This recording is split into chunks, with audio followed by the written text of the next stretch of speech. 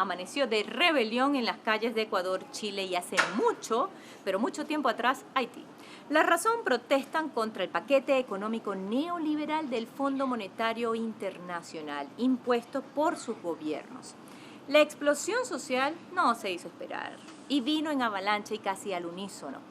En Ecuador, el presidente Lenín Moreno aumentó el precio del combustible, bajó el sueldo y pare de contar.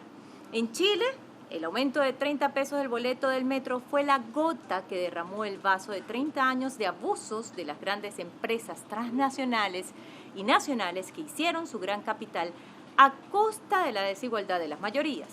En Haití, el pueblo no para año tras año de gritar su sufrimiento, y es que solo en un país de esas características al gobierno se le ocurrió pactar nada más y nada menos que con el FMI, expoliando aún más a la población con mayor pobreza extrema de Latinoamérica y el Caribe. Colombia tampoco abandona las calles. Los estudiantes exigen acceso a la educación gratuita y hay más demandas. ¿Podría pensarse que las crisis económicas se causan para acudir a la salvación del Fondo Monetario Internacional? El neoliberalismo vende un sueño, el progreso infinito, el oasis de Sebastián Piñera. Con el consenso de Washington, Estados Unidos le impuso a Latinoamérica un modelo político basado en 3 pilares: democracia liberal, gobierno tecnocrático, austeridad del FMI. La receta no solo falló, sino que acumuló la furia de los pueblos que ahora se están levantando con mucho más fuerza. Pero ¿por qué decimos que el modelo está en recesión? Sencillo, el neoliberalismo no es una forma de desarrollo. No hay un solo ejemplo en el mundo que atestigue que con la forma neoliberal se puede saltar del subdesarrollo al desarrollo o acercarse a este último. Ningún país de los que hoy se han desarrollado lo hicieron siguiendo ese modelo. Y ya estamos viendo lo que ocurre en América Latina. El caso más dramático quizás es Chile. Fondo Monetario Internacional, la receta de la muerte y la antipolítica. Pongamos el punto en la I.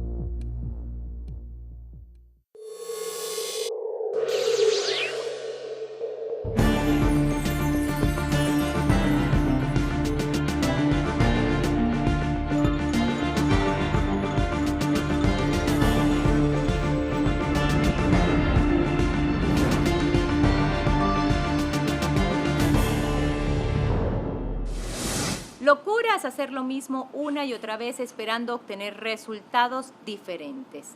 En pocas palabras, tropezarse con la misma piedra. Eso es lo que ha hecho el presidente de Ecuador, Lenín Moreno.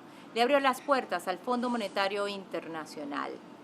La misma tienda con el mismo paquete que ha condicionado al país en 16 ocasiones anteriores. Es decir, tropezó con la misma piedra, si fuera tan sencillo como decirlo, pero la verdad es que el costo social es gravísimo y el retroceso ni hablar.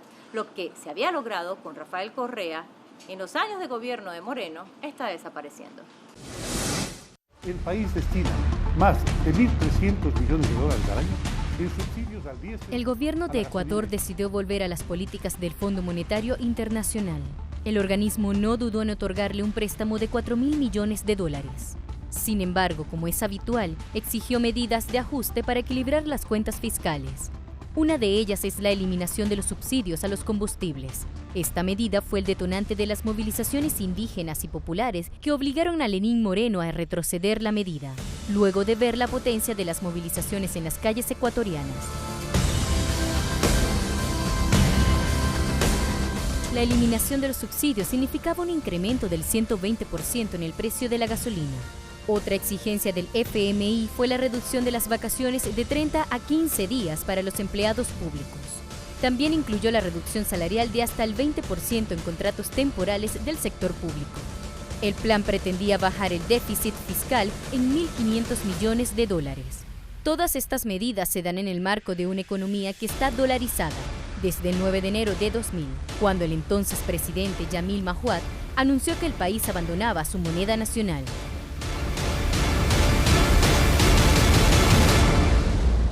En diciembre del 2018, y producto de este tipo de políticas económicas, el índice de pobreza alcanzó el 23%, es decir, 300.000 ecuatorianos ingresaron en esta escala.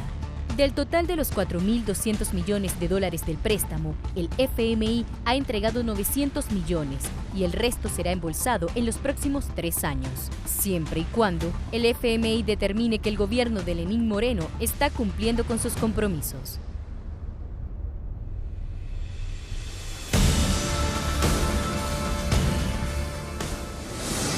Lo que ocurre es que los préstamos del Fondo Monetario Internacional no son como los de un banco tradicional que intermedia entre la oferta y la demanda de dinero. El Fondo Monetario va más allá y a cambio de un préstamo establece ciertas condiciones. Es lo que se conoce como condicionalidades del Fondo Monetario Internacional. En un banco comercial tradicional, lo que hay es un préstamo a cambio de determinadas garantías, que pueden ser prendarias, hipotecarias, personales. Bueno, el Fondo Monetario, más que garantías tradicionales de la banca comercial, lo que establece son condicionalidades. Y las condicionalidades son de 2 tipos. Primero, el ajuste fiscal tradicional, que está sustentado más que nada en la reducción del gasto público y la mejora de la recaudación tributaria. Haití es uno de los países, por no decir laboratorio, con los que el Fondo Monetario Internacional más se ha ensañado. Revisemos por qué, pero antes vamos a escuchar qué decía quien era la presidenta de ese organismo, Christine Lagarde, quien a inicios del 2019 vislumbraba un panorama económico ralentizado y con grandes estragos en la región. Reconociendo el fracaso, pero eso no detiene seguir los pactos, claro, en los gobiernos de derecha, lo que se dicen demócratas y llaman populismo, atender las demandas sociales de la población sin acudir a ese Fondo Monetario Internacional.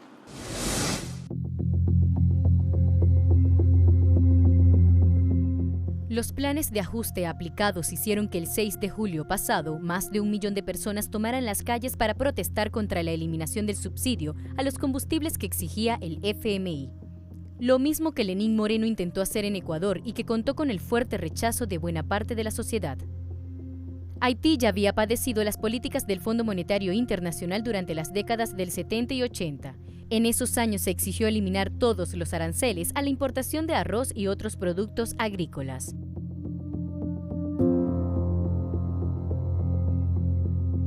La economía haitiana se derrumbó al no poder competir ni siquiera mínimamente con Estados Unidos, país que tenía subsidiados sus productos agrícolas. El FMI fue muy criticado por la actitud que tomó respecto a Haití tras el devastador terremoto que sufrió en el año 2010.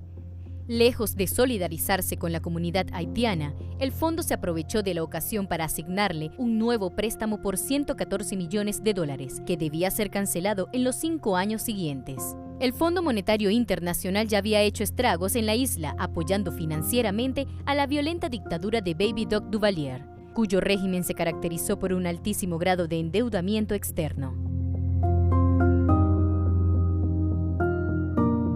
Entre los años 1957 y 1986, la deuda de ese país se multiplicó por 17. Cuando Duvalier huyó, lo que se le debía al fondo llegaba a 750 millones de dólares, que si se le sumaba los intereses posteriores y las penalidades, llegó a ser de casi 2.000 millones de dólares. Los resultados sociales son elocuentes. La pobreza alcanza casi al 80% de la población que debe sobrevivir con menos de $2 al día.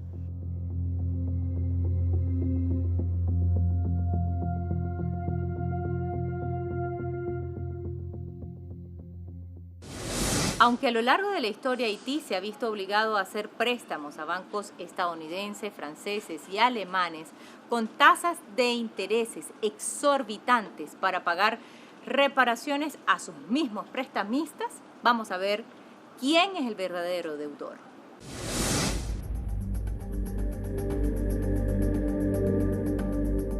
Durante 19 años, Estados Unidos controló las aduanas de Haití, cobró los impuestos y controló numerosas instituciones gubernamentales. ¿Cuántos miles de millones fueron desviados por los Estados Unidos? Otra cuenta. En 2002, los Estados Unidos congelaron cientos de millones de dólares en préstamos a Haití, que iban a ser utilizados para carreteras, educación y otros proyectos públicos. Durante años, empresas con sede en los Estados Unidos se han aliado con la élite haitiana para abrir empresas en donde hacinan a miles de haitianos que ganan menos de $2 al día.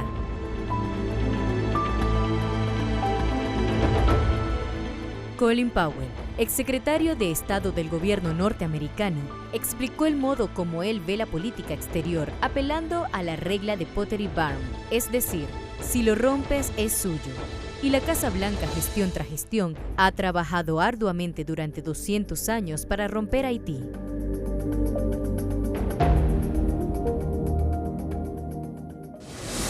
Lo de Haití es muy grave porque hasta uno podría pensar que en Haití opera una venganza histórica, porque hay que pensar que Haití fue la primera revolución antiesclavista en nuestra América. Estamos hablando de 1804. Y ese proceso emancipador temprano en nuestra América es algo que jamás se le perdonó a Haití. Y Haití ha sido un territorio devastado por la superexplotación del capital transnacional.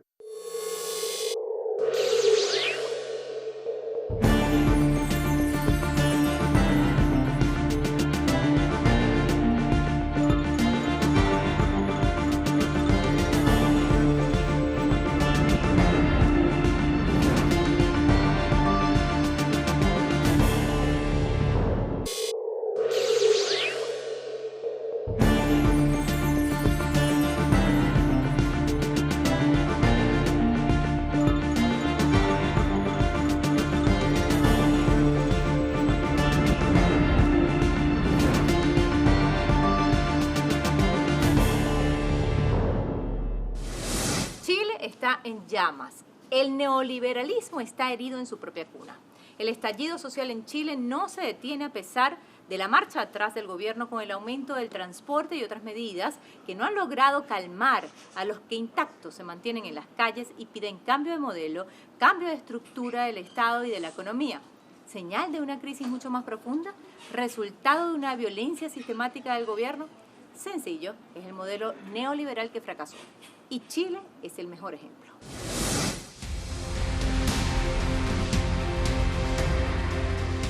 Del oasis de Piñera, los chilenos pasaron a un terremoto social de magnitudes desconocidas y difíciles de dimensionar ahora. No está claro si Chile transita a la construcción de un nuevo modelo democrático. Está claro que fueron los jóvenes estudiantes quienes lograron encender la mecha. Pero una vez estalladas las llamaradas, la ausencia de conducción política es evidente.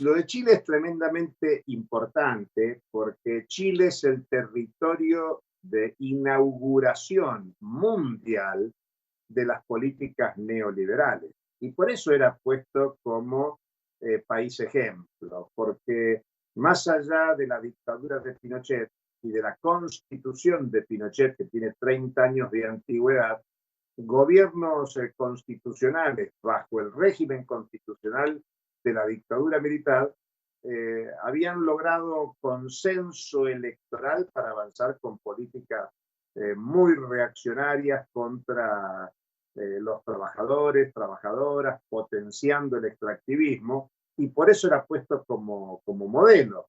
La importancia de Chile es que los sectores populares, principalmente los jóvenes, acompañados por un conjunto de movimientos sociales muy diversos, entre ellos el movimiento sindical, están generando una movilización muy importante que ya prácticamente lleva casi 2 meses. Y por lo tanto podemos señalar que en el territorio que empezaron las políticas neoliberales allá en el año 73 hay un levantamiento popular que nos genera expectativas en todo el mundo, porque donde empezó la experiencia neoliberal puede ser que sea el comienzo del final de esas políticas que hoy son hegemónicas a escala del sistema mundial. Ahora vamos a pasearnos por Colombia. Del último proceso electoral se pueden desprender algunas premisas que advierten tendencias sobre los escenarios políticos en ese país. La primera es que existe una especie de reacomodo de fuerzas en todas las regiones, donde vienen emergiendo proyectos políticos independientes, cansados de la arcaica política colombiana, mientras la población está buscando soluciones sobre los problemas económicos y recrudecimiento de la violencia. Se mueven contra la corrupción y empiezan a dejar de lado los debates confrontativos ligados a la guerra para dar paso y promover una política sana, sin muerte, sin exclusión.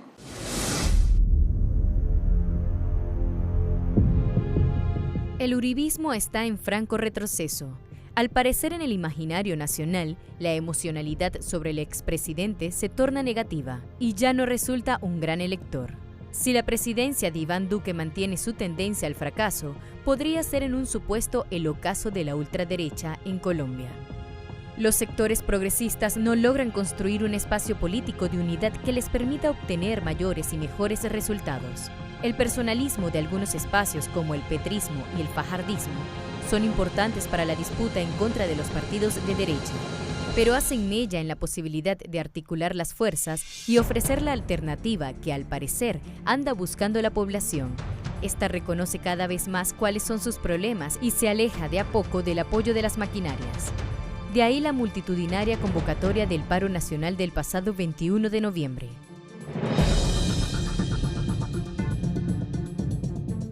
La emotiva jornada sirvió para agrupar a diversos sectores populares que rechazaron al unísono, al igual que los países vecinos, las políticas neoliberales impulsadas por el gobierno de turno, que no ha hecho más que incumplir a los estudiantes universitarios, a los trabajadores con una reforma laboral y pensional alejada de sus necesidades, y que parece no importarle el índice de asesinatos sistemáticos a líderes sociales. Un presidente que pareciera no importarle la realidad de su propio pueblo y que, en vez de escucharlo, se dedicó a reprimir a los manifestantes con gases lacrimógenos, granadas aturdidoras y recalzadas.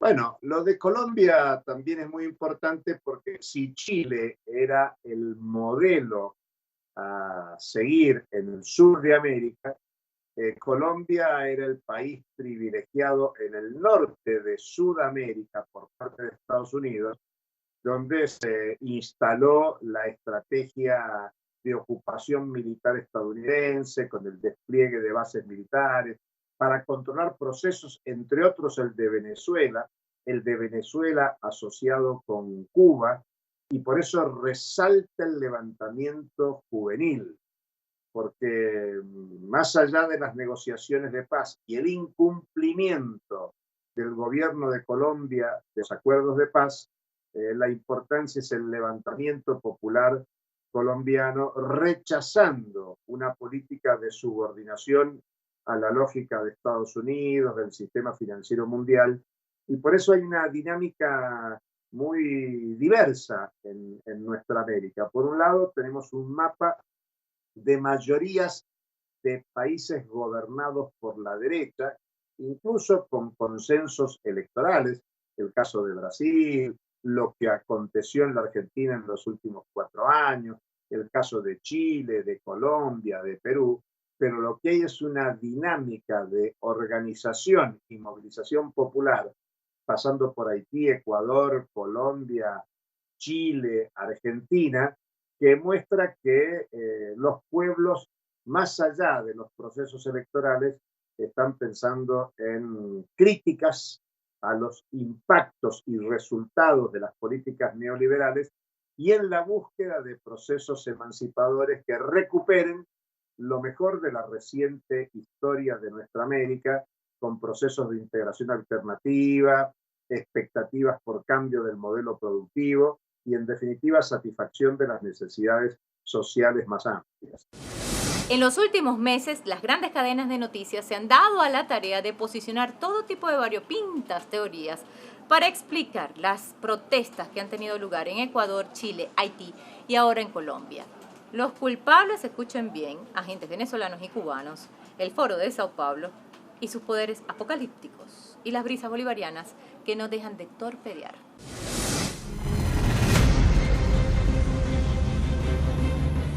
Circulan por redes sociales videos que hablan de una fantasiosa conspiración de los gobiernos de Cuba y Venezuela para infiltrar todos los países del continente, llámese Ecuador, Chile y ahora Colombia, reciclando de manera burda el viejo esquema de la Guerra Fría y al estilo de Hollywood, buscan dividir el continente entre los buenos y los malos que se atreven a rebelarse ante los modelos neoliberales.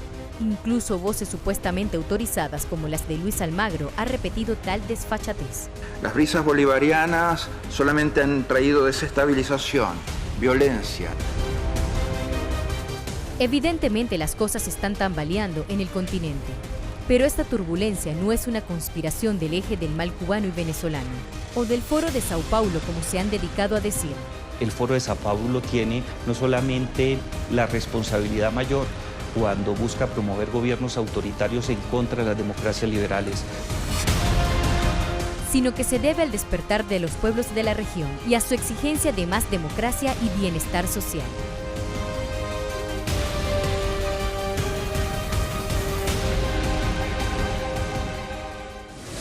Ahora vamos a tocar la Argentina de Macri. En sus años de gobierno destruyó la economía, esa que ellos mismos asfixiaron para luego supuestamente reconstruirla al tomar el poder. ¿Cómo está dejando la economía Macri? ¿Cómo está dejando el país completamente endeudado con el Fondo Monetario Internacional? Macri es otro que tropezó con la misma piedra. A Estados Unidos le interesa que no se rompa la relación de Argentina con el Fondo Monetario. Primero, porque Estados Unidos, como principal accionista del Fondo Monetario Internacional, quiere intentar cobrar alguna vez parte del préstamo otorgado. El Fondo Monetario otorgó 57.000 millones de dólares, ya entregó 44.000 millones de dólares y pretende que en algún momento Argentina devuelva eso. La verdad es que Argentina no puede devolver ni eso, ni mucha otra deuda acrecida en los tiempos del gobierno de Mauricio Macri. El gobierno de Macri endeudó a la Argentina hasta el año 2117, porque tomó un préstamo por 100 años en el pasado 2017. Con lo cual la Argentina tiene una hipoteca gigantesca. América Latina cuenta con una quinta parte de los bosques a nivel global y tiene el 12% de la superficie cultivable del planeta, según la Comisión Económica para América Latina y el Caribe, CEPAL. Posee un tercio del total mundial de reservas de agua dulce. El acuífero Guaraní tiene 1.200 millones de kilómetros cuadrados y puede abastecer a 720 millones de personas por día. La reserva de agua dulce de Brasil es de casi 7.000 kilómetros cúbicos. El gran río Amazonas cuenta con más de 200 afluentes y su cuenca representa la quinta parte de agua dulce del planeta. Bolivia, ahora en manos de un gobierno de facto que ya pactó con Estados Unidos y no tarda en pactar con el Fondo Monetario Internacional, tiene las reservas de gas y litio más grandes del mundo.